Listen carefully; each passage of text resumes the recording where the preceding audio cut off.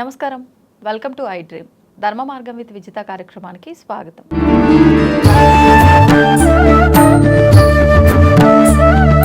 ప్రస్తుతం మనతో పాటు ఉన్నారు ప్రముఖ ఆధ్యాత్మికవేత్త, పంచాంగకర్త బ్రహ్మశ్రీ చిలకమర్తి ప్రభాకర చక్రవర్తి శర్మ గారు. ఇప్పుడు వారితో మాట్లాడి విశేషంగా మనకి భాద్రపద మాసం రాబోతుంది. మరి భాద్రపద మాసం అనగానే మనకు గుర్తొచ్చేది గణేష్ నవరాత్రులు, వినాయకుడి నవరాత్రులు. మరి ఈ నవరాత్రుల యొక్క పూజా విధానం, అసలు ఎందుకు జరుపుకుంటున్నాము, దీని మూలాలేంటి, అవన్నీ కూడా వివరంగా తెలుసుకునే ప్రయత్నం అయితే చేద్దాం.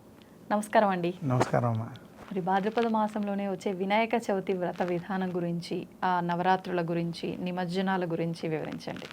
అమ్మ, భాద్రపద మాసంలో వినాయక చవితి చాలా విశేషమైనటువంటి రోజు. అసలు ప్రతి మనిషి విఘ్నేశ్వరుని ఒక్కరిని పూజిస్తే ఆయన మనకి కావాల్సినటువంటి కోరికలన్నీ కూడా సిద్ధిస్తారు. విఘ్నేశ్వరుడు విషయంలో వినాయకుడు గణాధ్యక్షుడు, గణనాయకుడు.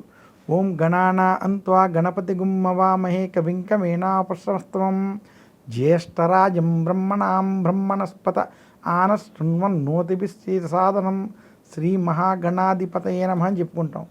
విఘ్నేశ్వరుని పూజించినటువంటి వారికి ఆయన గణాలకు అధ్యక్షుడు అవడం, గణనాయకుడు అవడం చేత ఆ యొక్క విఘ్నేశ్వరుని పూజించినట్లయితే సకల దోషాలు తొలగిపోతాయి.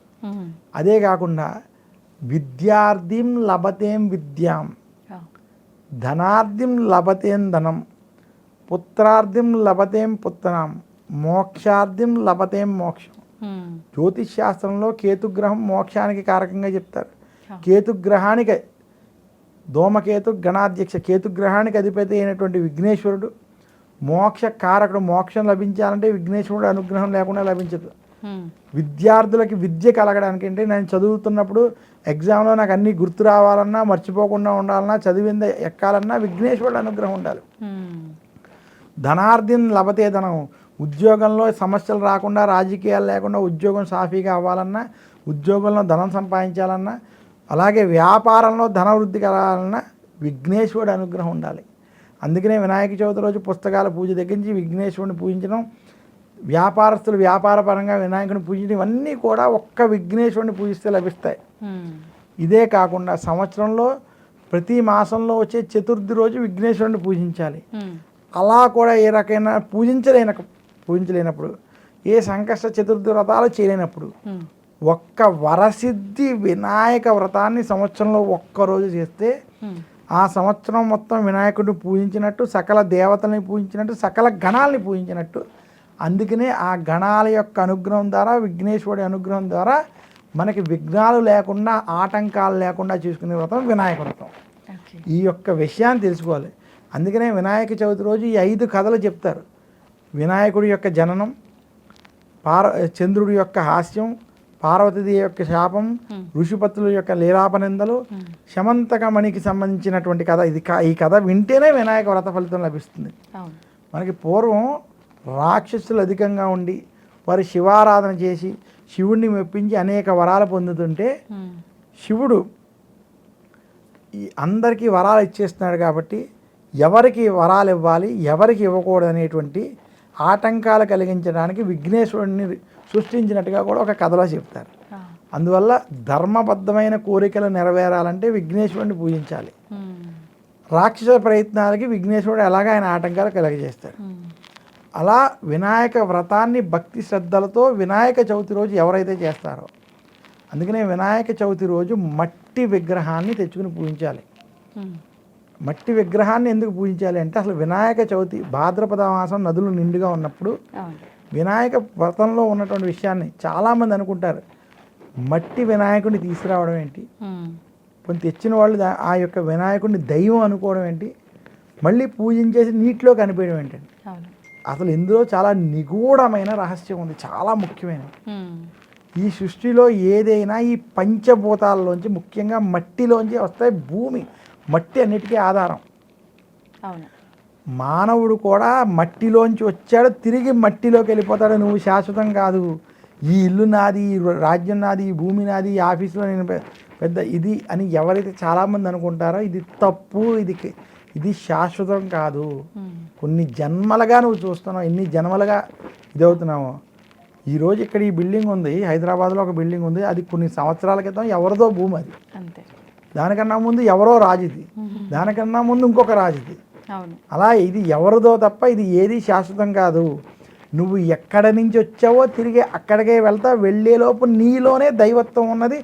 అది తెలుసుకుని నీ పని చేసుకుని తిరిగి మళ్ళీ అక్కడికే చేరుకో అనేటువంటి విషయం మనకి వినాయక వ్రతం చెప్తుంది. అందుకనే ఏది పడితే ఆ విగ్రహాలు వాడితే వినాయక వ్రత ఫలితం లభించదు. మన చేతులతో మట్టి విగ్రహాన్ని చేసుకోవడం, లేదా మట్టి విగ్రహాన్ని తెచ్చుకోవడం, దాని మీద రంగులు కూడా లేకుండా ఉన్నటువంటి మట్టి విగ్రహం శ్రేష్టం. కుడి చేతిని మించకుండా ఉన్న మట్టి విగ్రహాన్ని ఇంటిలో పూజించుకోవడం ఉత్తమం.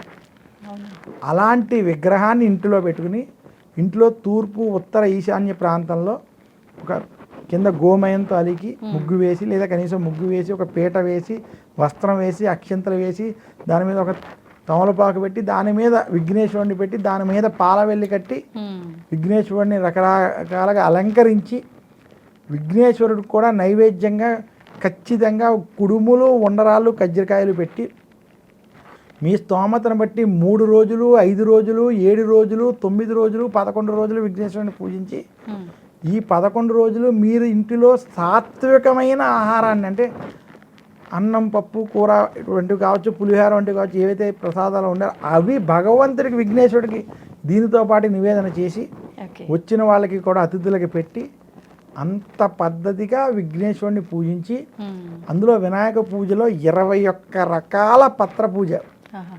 ఓం గణేశాయ నమః జాజీ పత్రం పూజయామి, బృహతీ పత్రం పూజయామి, దత్తోర పత్రం పూజయామి, అర్క్యపత్రం పూజయామి, బదరికా పత్రం పూజయామి, ఇలా 21 రకాల ఔషధ గుణాలున్న పత్రాలతో పూజ చేస్తాం. ఎందుకు 21 రకాల ఔషధ గుణాలంటే ఈ 21 పత్రాలు విఘ్నేశ్వరుడు ప్రీతి అనేది పక్కన పెడితే ఈ భాద్రపద మాసంలో రోగాలు ప్రబలేటువంటి సమయం కాబట్టి ఇంటిని శుభ్రంగా అలంకరించుకుని మామిడి తోరణాలు కట్టి పసుపు రాయేసి గుమ్మానికి, అలాగే విఘ్నేశ్వరుడి దగ్గర ఈ 21 ఔషధ గుణాలు ఉన్న పత్రాలు పెట్టి ఉచ్ఛ్వాస నిశ్వాసాలు చేస్తూ ప్రాణాయామాలు చేయడం చేత అనారోగ్య సమస్యలు రావు. ఏ రోజు పత్రి ఆ రోజు తీసి దాన్ని మనం విసర్జించాలి, అంతేగాని దాన్ని మళ్ళీ తీసుకెళ్ళి నీటిలో నిమజ్జనం చేయకూడదు. ఈ రకంగా విఘ్నేశ్వరుని పూజించి ఆ పూజించినటువంటి విఘ్నేశ్వరుని భక్తి శ్రద్ధలతో మట్టి వినాయకుడిని మాత్రమే నిమజ్జనం ఈ పద్ధతిలో చేసినటువంటి వారికి వినాయక వ్రత ఫలితం లభిస్తుంది. ఇప్పుడు మట్టి విగ్రహం వరకు ఓకే, మళ్ళీ తొండం ఎటువైపున ఉంటే మంచిదో కూడా ఆలోచించి తీసుకోవాలి అంటారు. ఇది నిజంగా ఆలోచించాలండి? విఘ్నేశ్వరుడు యొక్క రూపము కన్నా భక్తి చాలా ముఖ్యం అమ్మా. అయితే భక్తితో పాటు ప్రకృతిని కాపాడుకుంటూ చేసేటువంటి పూజ, ప్రశాంతంగా చేసేటువంటి పూజ ముఖ్యం. ఆడంబరాలతో పూజలు వ్రతాలు చెయ్యకూడదు. ఒకరిని ఇబ్బంది పెట్టేటట్టు చేసేటువంటిది పూజ కాదు. ప్రశాంతంగా భగవంతుడి వద్ద చేసేటువంటిది పూజ. మరి ఇక నిమజ్జనం విషయానికి వస్తే ఎన్ని రోజులకు చేయాలి, ఏ రకంగా చేయాలి, ఇవి సందేహాలు కూడా ఉన్నాయి, దాని గురించి కూడా. చాలా చక్కటి ప్రశ్నమ్మ. విఘ్నేశ్వరుడు యొక్క నిమజ్జనం ఏ రకంగా ఆచరించాలి అంటే, వినాయక వ్రతం చేసిన తర్వాత కనీసం 3 రోజులు విఘ్నేశ్వరుని పూజించి ఇంట్లో ఉంచడానికి ప్రయత్నం చేయాలి. ఇది గొప్ప అవకాశం. 3, 5, 7, 9, 11 ఇలా విఘ్నేశ్వరుని అన్నేసి రోజులు పూజ చేసి, అంటే ఆడ్ నెంబర్ సరి సంఖ్యలో చేసి నిమజ్జనం చేయడం ఉత్తమం. అంటే రోజుల రాత్రులా అండి? రోజులు లేదా రాత్రులు. ఓకే, ముఖ్యంగా ఇలా చేయడం ఉత్తమం. ఏ కోశానైనా కొంతమందికి అలా కుదరని పక్షంలో, అది ఏ 4వ రోజు 6వ రోజు అయినా కూడా, కానీ ఇలా చేయడానికి ముందుగా ప్రయత్నం చేయాలి. అలా చేయడంలో దోషం ఏం లేదు, కానీ ఇలా చేయడం శ్రేష్టం. ఇంకా మంగళవారాలు శుక్రవారాలు నిమజ్జనం చేయొద్దు అని మన పెద్దలు కొంత సాంప్రదాయంగా చెప్పారు. అటువంటి ఆచారాలు పాటించుకోవడంలో దోషము లేదు. అది దృష్టిలో పెట్టుకోవడం వల్ల కొంత శుభ ఫలితాలు ఉంటాయి. అయితే వినాయక నిమజ్జనం చాలా ముఖ్యమైన విషయం ఏంటంటే, ఆడంబరాలు, అతి ఉత్సాహం, చెప్పులు వేసుకుని విఘ్నేశ్వరుని తీసుకెళ్ళి నిమజ్జనం చేయడం, అలాగే మట్టి విగ్రహాలు కాకుండా రంగులతో ఉన్నటువంటి విగ్రహాలు నిమజ్జనం చేయడం, ఇవన్నీ పాపములోకి వస్తాయి. మట్టి విగ్రహాన్ని చెప్పులు కూడా లేకుండా భక్తి శ్రద్ధలతో తీసుకెళ్ళి నిమజ్జనం చేయడం ఉత్తమం.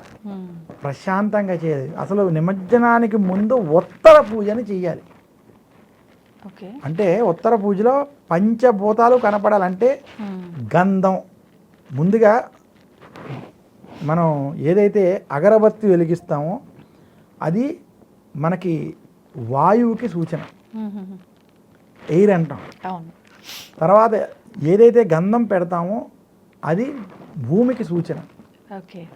దీపం ఏదైతే వెలిగిస్తామో కర్పూరం వెలిగిస్తామో అగ్నికి సూచన. అలాగే ఏదైతే మనం కొబ్బరికాయ కొడతామో నీరు చూపిస్తామో అది నీటికి సూచన. అలా ప్రతిదీ పంచభూతాలకి సంబంధించినటువంటి క్రియ మనం చేస్తూ విఘ్నేశ్వరుడికి ఉత్తర పూజ మంత్రాలు ఏదైతే మనం మంత్రాలు చెప్తామో అది ఆకాశానికి సూచన. ఈ 5 చేస్తూ ఆ విఘ్నేశ్వరుడికి పంచభూతాలలో మేము వచ్చాం, మళ్ళీ తిరిగి పంచభూతాలలోనే ఐక్యం అయిపోవాలని చెప్పుకుంటూ ఆ ఉత్తర పూజ చేసి భక్తి శ్రద్ధలతో ఆ మట్టి వినాయకుడిని మాత్రమే నిమజ్జనం చేయాలి. చాలామంది పళ్ళు పత్రి ఇవన్నీ చేయకూడదు, అవన్నీ అలా చేయకూడదు. అలా మట్టి విగ్రహాన్ని నిమజ్జనం చేయాలి. ఎక్కడైనా సరే ఎవరికైనా కనుక నదీ తటాక ప్రాంతాలు లేకపోయినా, సముద్రం లేకపోతే ఇంటిలో ఒక కుండలో కావచ్చు, బిందెలో కావచ్చు, లేదా ఒక బకెట్లో శుద్ధ జలాలు తీసుకుని కొంచెం పసుపు కుంకుమ వేసి 2 అక్షంతలు వేసి ఆ యొక్క జలాలలో ఈ యొక్క విగ్రహం పూర్తిగా నిమజ్జనం అయ్యేదాకా చూసి ఆ యొక్క మట్టి నీళ్ళని తీసుకెళ్ళి ఒక కొబ్బరి మొక్కలో, మామిడి మొక్కలో, లేదా ఒక అరటి మొక్కలోనో ఎక్కడో ఒక చోట దానికి వేయడం. ఇలా కూడా నిమజ్జనం చేయడం కొన్ని ప్రాంతాల్లో ఆచారంగా ఉంది. ఇలా భక్తి శ్రద్ధలతో చేయాలి. చేసేటప్పుడు కూడా స్వామి నేను తెలిసి కానీ తెలియక కానీ చేసిన తప్పులను క్షమించి ఈ లోకంలో ఏదీ శాశ్వతం కాదు, నాలోనే భగవంతుడు, నాలోనే దైవం ఉన్నారు, నేను దాన్ని దర్శించుకోవాలి. ప్రతి మనిషిలో ప్రతి మానవుడిలో సర్వం కలివిదం బ్రహ్మ, ఉన్నది ఒకటే పదార్థం, అన్ని చోట్ల నువ్వు ఉన్నావు అనేటువంటి విషయాన్ని తెలుసుకున్నాను. నువ్వు ఎక్కడి నుంచి వచ్చావో నేను ఎలా తిరిగి పంపుతున్నానో, నేను ఎక్కడి నుంచి వచ్చానో తిరిగి అక్కడికి వెళ్ళాలి. కాబట్టి ఆ లోపు నేను నీలో ఐక్యం అవ్వడానికి ఎంత ధర్మబద్ధంగా ఉండాలి అనేటువంటి విషయాన్ని నాకు తెలియజేసావు. తిరిగి మళ్ళీ వచ్చే వినాయక చవితికి అలాగే చేసుకునేటట్టు మమ్మల్ని అనుగ్రహించని చెప్పుకుంటూ భక్తి శ్రద్ధలతో ప్రశాంతంగా ఈ యొక్క నిమజ్జన కార్యక్రమం ఎలాంటి ఆడంబరాలు లేకుండా ఎవరైతే చేసుకుంటారో అటువంటి వారికి విఘ్నేశ్వరుడి యొక్క అనుగ్రహం లభిస్తుంది. ధన్యవాదాలండి. ధన్యవాదాలమ్మా. And for more videos, Please subscribe to iDream. Please subscribe to iDream. Please subscribe iDream. And please subscribe to iDream.